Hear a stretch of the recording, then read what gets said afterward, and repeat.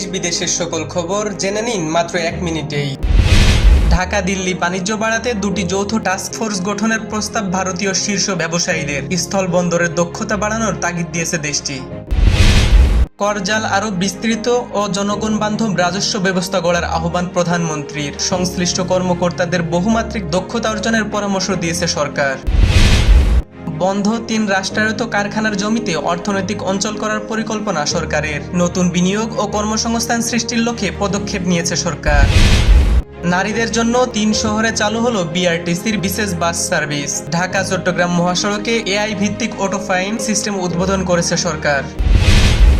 যুদ্ধ ও কূটনীতি দু ক্ষেত্রেই জিতেছে ইরান, দাবি আব্বাস আরাকজির। ট্রাম্পে আস্থা হারাচ্ছেন মার্কিনিরা, জনপ্রিয়তা কমে 33% দাঁড়িয়েছে।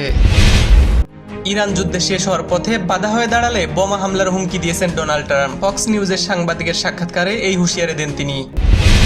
সারাদিনের আপডেট নিউজ জানতে আমাদের সাথেই থাকুন। নিউজবাংলা.নিউজ, ঢাকা।